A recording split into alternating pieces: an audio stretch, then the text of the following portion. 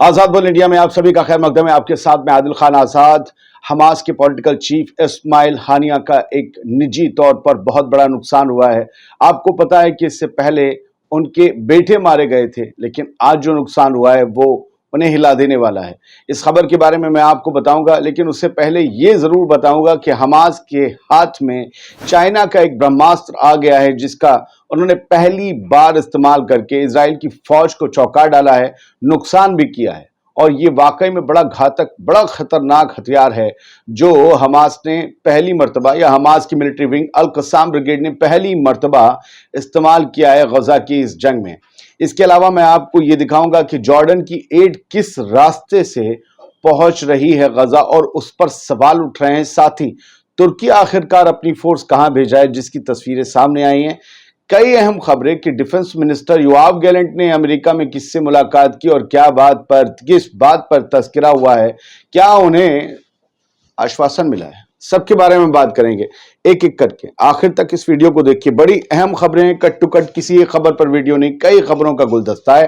آزاد بول انڈیا کو نہ کیا اور سبسکرائب تو پلیز کر لیں. شروعات کرتے ہیں. سب سے پہلے ہانیہ کی ہم خبر پر آئیں. اس سے پہلے ہم آپ کو وہ چائنا کا ہتھیار، اس کی تصویر یہ دیکھیے. یہ وہ تصویر ہے جو چائنا کا ایک برہماسٹر ہے اور حماس کی القسام بریگیڈ کے ہاتھ لگ گیا ہے، جو جنگ میں اب اسرائیل کی فوج کو بڑا نقصان پہنچا سکتا ہے. اس کو لے کر آئی ڈی ایف اور حکمران جو ہیں اسرائیل کے، وہ ضرور پریشان ہو سکتے ہیں کہ ہم سوچ رہے تھے کہ حماس کمزور ہو رہا ہے، یہ تو کچھ اور مضبوط ہتھیار سامنے پیش کر کے ہمیں چونکا رہے ہیں. یہ آریہ نے جو لکھا ہے کہ القسام یعنی کہ حماس کا جو ملٹری ونگ ہے، انہوں نے ایک ویڈیو پبلش کر کے اپنا ایک ہتھیار دکھایا ہے، جس سے انہوں نے OFC ملٹری انجینئرنگ وہیکل جو اسرائیل کا ہے اسے ٹارگٹ کیا ہے. اسے کامنلی جو ہے اس ہتھیار کو ریڈ ایرو کے نام سے جانا جاتا ہے. ریڈ ایرو یعنی لال تیر آپ سمجھ لیجئے. اور یہ ایک گائیڈڈ میزائل ہے، ATGM ہے، اینٹی ٹینک گائیڈڈ میزائل ہے.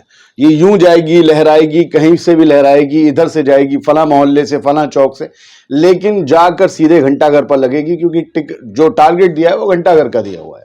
تو آپ سمجھ رہے ہیں میں جو کہہ رہا ہوں، آسان زبان سے کہہ رہا ہوں، آپ سمجھ لیجیے. کتنا بھی ادھر ادھر سے جائے وہ جا کر ٹن سے وہیں مارتے. اب اس کی جو ہے وہ تصویریں آپ نے ابھی یہ لانچر دیکھا، یہ داغا ہے، اور آپ ایک اسکرین شاٹ دیکھیے کہ انہوں نے کس طریقے سے ٹارگٹ کیا ہے اور غبار وہاں پر اڑا ہے، اور انہوں نے اپنے جو ٹارگٹ تھے وہ اچیو کیا. اور اس کے بعد ہلچل بڑی تیز ہو گئی ہے غزہ میں، اور خاص کر رفح میں جہاں پر آپریشن تیز ہے اس وقت.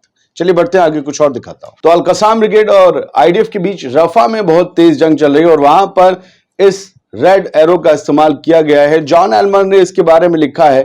اس کا اصلی نام جو ہے وہ HJ-8 ہے. میں آپ کو اس کا پورا نام بتاتا ہوں. اسے کہتے ہیں ہونگ جیان، لیکن اسے کامنلی ریڈ ایرو کہتے ہیں. ہونگ جیان 8 ہے یہ، جو حماس کے ہاتھ میں آیا ہے. چائنا کا ہے، اینٹی ٹینک گائیڈڈ میزائل ہے. انہوں نے IDF کے نیمر کامبیٹ انجینئرنگ وہیکل کو نشانہ بنایا ہے، جس میں جو کہ اکوپڈ تھا کس چیز سے، کارپیٹ تھرمو بیرک بمبنگ جو ہوتی ہے، مائن کلیئرنگ جو ہوتی ہے. تو یہ جو ہے مائن کلیئرنگ بھی ہوتی ہے، کارپیٹ تھرمو بیرک، اور بچھا دیا انہوں نے پورا ایک کارپیٹ کی طرح سے بمبنگ جو دگ دگ دگ دگ دگ دگ دگ دگ ہوتی ہے. اس سب چیزوں کے لیے وہ ذمہ دار وہیکل تھا، اور اس وہیکل کو حماس کے اس ریڈ ایرو نے، جسے ہونگ جیانگ 8 کہتے ہیں، اس سے اڑا دیا گیا. اور یہ پہلی بار ہے جب 7 اکتوبر کے بعد غزہ کی جنگ میں اس کا استعمال کیا گیا ہو. خیر چلیے، یہ آپ دیکھیں گے اگر تو انہوں نے جو مونگ چائنا نے دیا ہے، اس میں آپ نظر دیکھ سکتے ہیں کہ چائنیز آرمی کے سولجر خود اس کا استعمال کرتے ہیں. یہ لے کر آ رہے ہیں. آپ نے اس کا اسکرین شاٹ دیکھ ہی لیا تاکہ آپ کو سمجھ آ جائے چائنا کا مال ہے، لیکن بہت تگڑا ہے. حماس کے چیف ہانیہ کی خبر پر ہم آئے، اس سے پہلے ٹائمز آف اسرائیل کی ایک آپ ہیڈ لائن دیکھ لیجئے کہ Pentagon says US sending almost daily weapon shipment to Israel. Pentagon یعنی امریکی رکشا وبھاگ نے کہا کہ ہم لگ بھگ ہر روز ہتھیاروں کا ذخیرہ، ہتھیاروں کا شپمنٹ اسرائیل بھیج رہے ہیں. اور یہ پرانی ہیڈ لائن ہے، لیکن انہیں کہاں تلاش تھی ہتھیاروں کی ذخیرے کی؟ کہاں تھی بھائی؟ ہوائی جہاز سے ہی بھیج رہے تھے آپ، تو ادھر تو سمندر میں ہوتیز مار رہے تھے، آپ بھیج رہے تھے نا. اور آپ کو ہتھیاروں کی ذخیرے کی تلاش تھی لبنان کے بیروت کے ہوائی اڈے پر کہ حزب اللہ کو ایران ہتھیار بھیج رہا ہے. یعنی آپ تو روز ہتھیار بھیجتے رہیں گے امریکہ سے، لیکن آپ نہیں چاہیں گے کوئی مقابلہ کر سکے آپ سے. کس طریقے سے؟ آپ بس ایڈ دیں گے، فقیر بنائیں گے انہیں. اگر ان کے لیے لوگ پوچھ رہے ہیں کہ لڑ رہے ہیں کوئی، تو آپ وہاں اگر ہوائی اڈے تلاش ہیں تو یہاں بھی ہوائی اڈے تلاش ہیں. یہ سب کا کہنا ہے. خیر، تو بین گورین ایئرپورٹ کو جو ہے وہ ویسے بھی ملٹری پرپسز کے لیے یوز کیا جاتا ہے، الزامات رکھ. اسماعیل ہانیہ کی خبر پر آتے ہیں.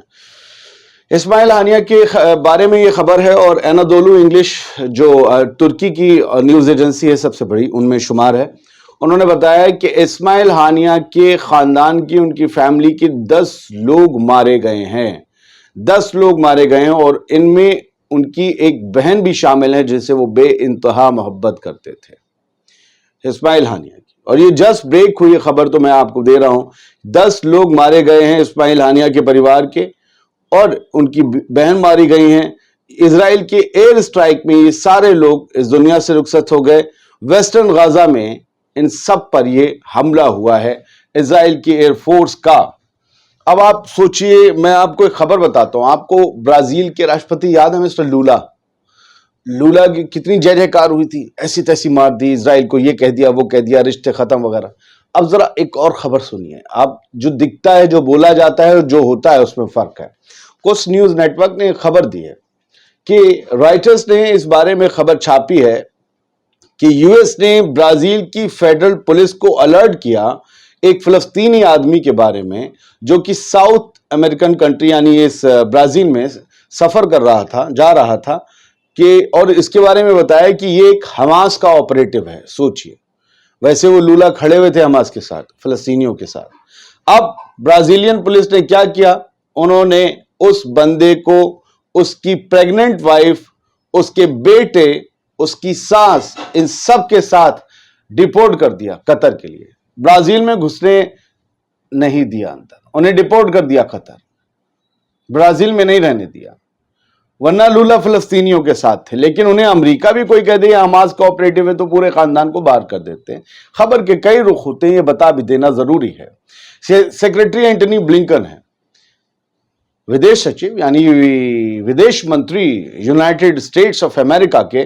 انہوں نے اپنے ایکس ہینڈل سے ایک فوٹو ڈالا جس میں یہ اسرائیل کے ڈیفنس منسٹر یوآف گیلنٹ کے ساتھ کھڑے ہیں، جو کہ ایک وار کرمنل بتایا جاتا ہے، جس کے اوپر آئی سی جے میں ہیئرنگ چل رہی ہے. ایسے ہو سکتا ہے کہ کتھت کرمنل آدمی کے ساتھ سپر پاپا ان کا ودیش منتری کھڑا ہوا ہے. کیا لکھ رہے ہیں؟